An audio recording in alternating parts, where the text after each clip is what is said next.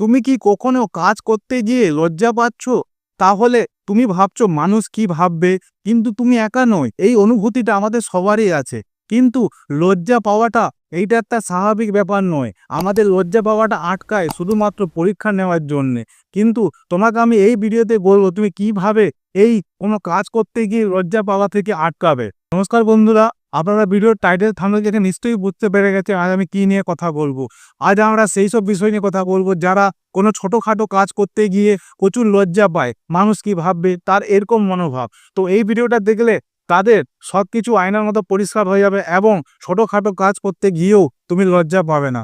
Video শুরু করার ছোট্ট একটা অনুরোধ, ভিডিও নতুন এসে থাকলে চ্যানেলটি সাবস্ক্রাইব করে পাশে থাকবেন, লাইক করবেন, ভালো একটা কমেন্ট করে। চলুন শুরু করি। দেখুন বন্ধুরা, যারা ভাবছে যে আমি এই ছোট কাজটা করব, আমি ওই কাজটা করব, সেই কাজটা করব, আমার লজ্জা লাগছে, মানুষ কি ভাববে, লোক কি ভাববে, আমার বন্ধু বান্ধব কি ভাববে।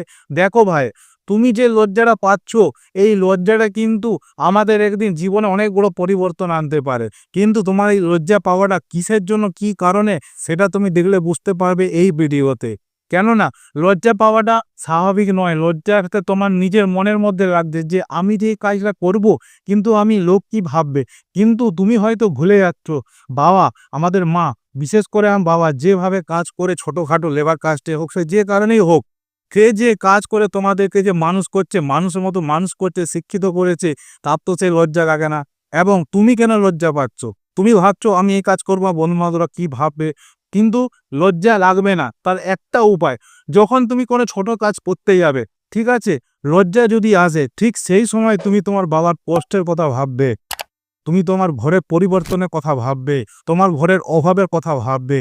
যে আমি যদি এই ছোটোখাটো কাজ আপাতত এখন যদি পরে যদি আমি কিছু টাকা ঘরে সাহায্য করতে পারি, কিছু টাকা যদি বাবার আমি সাহায্য করতে পারি, যদি আমি ছোটোখাটো কাজ করে আমি যদি ঘরে একটু যদি আমি অভাব মেটাতে পারি, সেটা কোথা থেকে আসবে।